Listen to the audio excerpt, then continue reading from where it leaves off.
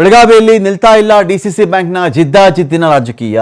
ಕತ್ತಿ ಸವದಿ ಆಪ್ತರ ಕೋಟೆಗೆ ಬಾಲಚಂದ್ರ ಜಾರಕಿಹೊಳಿ ಮತ್ತು ತಂಡ ಪ್ರವೇಶ ಮಾಡ್ತಾ ಇದೆ. ಇಲ್ಲಿ ಅವ್ರ ಸ್ಟ್ರಾಂಗ್ ಹೋಲ್ಡ್ ಅದು ಕತ್ತಿ ಮತ್ತು ಸವದಿ ಅವರ ಒಂದು ಭದ್ರಕೋಟೆ ಅಂತ ಕರೀಬಹುದಾಗುತ್ತೆ. ಈ ಭದ್ರಕೋಟೆಗೆ ಬಾಲಚಂದ್ರ ಜಾರಕಿಹೊಳಿ ಮತ್ತು ಸಂಗಡಿಗರು ಪ್ರವೇಶವನ್ನು ಮಾಡ್ತಾ ಇದ್ದಾರೆ. ಬೆಳಗಾವಿ ಜಿಲ್ಲೆ ರಾಮದುರ್ಗ ಕ್ಷೇತ್ರದಲ್ಲಿ ಡಿಸಿಸಿ ಬ್ಯಾಂಕ್ನ ಫೈಟ್ ಆರಂಭ ಆಗಿದೆ.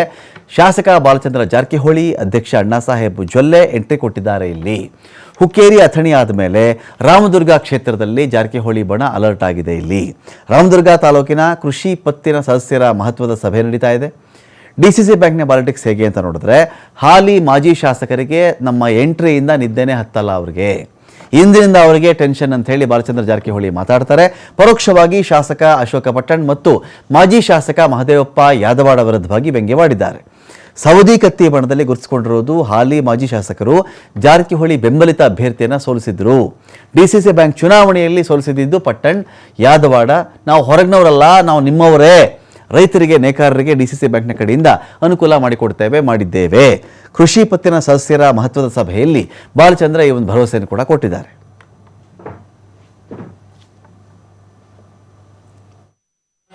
ಹೊರಗಿನವರೆಲ್ಲ ನಾವು ಇಲ್ಲವರ ಅದು ದಯಮಾಡಿ ಅದನ್ನು ಹೇಳ್ಕೊಟ್ಟು ಹೋಗ್ತಾರೆ. ಅದನ್ನು ನಂಬಕ್ಕೆ ಹೋಗ್ರಿ. ಅದಕ್ಕೆ ನಾವೆಲ್ಲರೂ ಕೂಡ ಮುಂದೆ ಮಾತಾಡಿ ಡಿಸಿಸಿ ಬ್ಯಾಂಕ್ ಮುಖಾಂತರ ನಿಮ್ಮ ಕಷ್ಟದಲ್ಲಿ ಭಾಗಿಯಾಗ್ತೀವಿ, ನಿಮ್ಮ ಜೊತೆಗೆ ಇರ್ತೀವಿ. ಅದಕ್ಕೆ ತಾವೆಲ್ಲರೂ ಇಷ್ಟೊಂದು ಇವತ್ತು ನನಗೆ ಖುಷಿ ಆಯ್ತಲ್ಲ. ರಾಮದುರ್ಗದಾಗ ಇಷ್ಟೊಂದು ಸಂಖ್ಯೆ ಅಂದ್ರೆ ಇವತ್ತಿಂದ ನಮ್ಮ ಹಾಲಿ ಮಾಜಿಗಳಿಗೆ ನೀರು ಹತ್ತುವುದಿಲ್ಲ.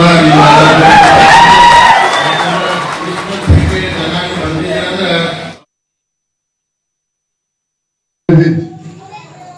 ಪಾತಾಳಿಗೆ ನೀರು ಬರ್ತಕ್ಕಂಥ ನೀರು ಹರಿಯುವಂತ ಸಂದರ್ಭದೊಳಗೆ ವಿಶೇಷವಾಗಿ ರೆಡ್ಡಿ ಕುಲಕ್ಕೆ ರೆಡ್ಡಿ ಬಂಗಾರ ಕಟ್ಟಿ ಅಂತ ತಿಳಿಸ್ಕೊಳ್ಳಿಕ್ಕೆ ಶ್ರೀಧರ್ ಇದ್ದಾರೆ. ಶ್ರೀಧರ್, ಎಲ್ಲಿಗೆ ಬಂತು ಈ ಒಂದು ಬ್ಯಾಂಕ್ ವಿಚಾರದ ಸಂಬಂಧಪಟ್ಟಂತ ವಿಚಾರಗಳು ಅಂತ? ರಮಾಕಾಂತ್, ಬೆಳಗಾವಿಯಲ್ಲಿ ಡಿಸಿಸಿ ಬ್ಯಾಂಕ್ ನ ಜಿದ್ದಾಜಿದ್ದಿನ ಫೈಟ್ ಮುಂದುವರೆದಿದೆ ಅಂತ ಹೇಳ್ಬೋದು. ಇನ್ನು ಕಳೆದ ಡಿಸಿಸಿ ಬ್ಯಾಂಕ್ ಚುನಾವಣೆಯಲ್ಲಿ ರಾಮದುರ್ಗದಲ್ಲಿ ಜಾರಕಿಹೊಳಿ ಪ್ಯಾನಲ್ಗೆ ಒಂದು ಹಿನ್ನಡೆ ಆಗಿತ್ತು. ಅವರ ಅಭ್ಯರ್ಥಿ ಸೋಲನ್ನು ಅನುಭವಿಸಿದ್ರು. ಈಗ ರಾಮದುರ್ಗ ಮತಕ್ಷೇತ್ರಕ್ಕೆ ಮತ್ತೆ ಜಾರಕಿಹೊಳಿ ಸೋದರಿ ಎಂಟ್ರಿ ಕೊಟ್ಟಿದ್ದಾರೆ ಅಂತ ಹೇಳ್ಬೋದು. ಶಾಸಕ ಬಾಲಚಂದ್ರ ಜಾರಕಿಹೊಳಿ ಮತ್ತು ಡಿಸಿಸಿ ಬ್ಯಾಂಕ್ ಅಧ್ಯಕ್ಷ ಅಣ್ಣಾಸಾಹೇಬ್ ಜೊಲ್ಲೆ ನೇತೃತ್ವದಲ್ಲಿ ಕೃಷಿ ಪತ್ತಿನ ಸಹಕಾರಿ ಸಂಘ ಸದಸ್ಯರು ಸಭೆಯನ್ನು ಕೂಡ ನಡೆಸಿದ್ದಾರೆ. ಈ ಸಭೆ ನಡೆಸುವ ಮೂಲಕ ಏನು ಜಾರಕಿಹೊಳಿ ಬ್ರದರ್ಸ್ ವಿರುದ್ಧ ಅಲ್ಲಿ ಹಾಲಿ ಕಾಂಗ್ರೆಸ್ ಶಾಸಕ ಅಶೋಕ್ ಪಟ್ಟಣ್ ಮತ್ತು ಮಾಜಿ ಬಿಜೆಪಿ ಶಾಸಕ ಏನು ಮಹದೇವಪ್ಪ ಯಾದವ್ ಇಬ್ರು ಕೂಡ ಒಂದಾಗಿದ್ರು. ಅದರ ಪರಿಣಾಮವಾಗಿ ಜಾರಕಿಹೊಳಿ ಸೋದರ ಪ್ಯಾನಲ್ಗೆ ಸೋಲಾಗಿತ್ತು. ಈಗ ಬಾಲಚಂದ್ರ ಜಾರಕಿಹೊಳಿ ಹೇಳುವಂತದ್ದು, ನಮ್ಮ ಪ್ರವೇಶ ಏನಿದೆ ಈಗ ಹಾಲಿ ಮತ್ತು ಮಾಜಿ ಶಾಸಕರ ನಿದ್ದೆಗೆಡುತ್ತೆ ಅನ್ನೋ ಮಾತನ್ನು ಹೇಳುವಂತದ್ದು. ಎಲ್ಲೋ ಒಂದ್ ಕಡೆ ರಾಮದುರ್ಗ ವಿಧಾನಸಭಾ ಮತಕ್ಷೇತ್ರವನ್ನ ಮತ್ತೆ ಇನ್ನು ತಮ್ಮ ಹಿಡಿತಕ್ಕೆ ತೆಗೆದುಕೊಳ್ಬೇಕು, ಜೊತೆ ಅಲ್ಲಿ ತಮ್ಮದೇ ಆದಂತ ಸಂಘಟನೆ ಕಟ್ಟಬೇಕು ಅನ್ನೋ ನಿಟ್ಟಿನಲ್ಲಿ ಒಂದು ತಾಲೀಮು ಈಗ ಆರಂಭಿಸಿದ್ದಾರೆ ಅಂತ ಹೇಳ್ಬೋದು. ಯಾಕಂದ್ರೆ ಅಶೋಕ್ ಪಟ್ಟಣ್ ಆಗಿರ್ಬೋದು ಮತ್ತು ಮಹದೇವಪ್ಪ ಯಾದವ್ ಆಗಿರ್ಬೋದು ಇಬ್ರು ಕೂಡ ರಾಜಕೀಯವಾಗಿ ಬದ್ಧ ವೈರಿಗಳಾದ್ರೂ ಕೂಡ ಅಲ್ಲಿ ಏನು ಡಿಸಿಸಿ ಬ್ಯಾಂಕ್ ಚುನಾವಣೆ ಬಂದಂತ ಸಂದರ್ಭದಲ್ಲಿ ಲಕ್ಷ್ಮಣ್ ಸವದಿ ಮತ್ತು ರಮೇಶ್ ಕತ್ತಿ ಪೆನಲ್ ಗುರುಸ್ಕೊಳ್ತಾರೆ.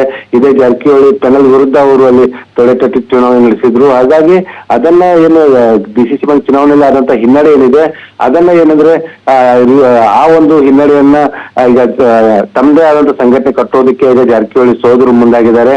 ಆ ಕಾರಣಕ್ಕಾಗಿ ಈಗ ರಾಮದುರ್ಗ ಮತಕ್ಷೇತ್ರವನ್ನ ಈಗ ಏನು ಸಾಕಷ್ಟು ಫೋಕಸ್ ಮಾಡಿದ್ದಾರೆ. ಯಾಕಂದ್ರೆ ಹುಕ್ಕೇರಿ ವಿಧಾನಸಭಾ ಮತಕ್ಷೇತ್ರ ಬಳಿಕ ಅಥಣಿಯಲ್ಲಿ ಕೈ ಹಾಕಿದ್ರು. ತದನಂತರ ಈಗ ರಾಮದುರ್ಗ ವಿಧಾನಸಭಾ ಮತಕ್ಷೇತ್ರದಲ್ಲಿ ಈಗ ಜಾರಕಿಹೊಳಿ ಸೋದರರು ಈಗ ಎಂಟ್ರಿ ಕೊಟ್ಟಿರ್ತಕ್ಕಂಥ ಇದು ಮುಂದಿನ ದಿನಗಳಲ್ಲಿ ರಾಜಕೀಯವಾಗಿ ಸಾಕಷ್ಟು ಒಂದು ಜಿದ್ದಾಜಿದ್ದಿಗೆ ಕಾರಣವಾಗುತ್ತೆ ರಮಾಕಾಂತ್. ಯಾಕಂದ್ರೆ ಈ ಹಿಂದೆ ಇದೇ ರಾಮದುರ್ಗ ಮತಕ್ಷೇತ್ರದಲ್ಲಿರ್ತಕ್ಕಂಥ ಸಕ್ಕರೆ ಕಾರ್ಖಾನೆ ವಿಚಾರಗಳು ಕೂಡ ಇದೇ ರೀತಿ ಒಂದು ಮಹದೇವಪ್ಪ ಯಾದವ್ ವರ್ಸಸ್ ಜಾರಕಿಹೊಳಿ ಮಧ್ಯೆ ಒಂದು ಫೈಟ್ ನಡೆದಿತ್ತು. ಆಗ ಮಹದೇವಪ್ಪ ಯಾದವ್ ಪೆನಲ್ ಅಲ್ಲಿ ಏನು ಅಧಿಕಾರಕ್ಕೆ ಬಂದಿತ್ತು.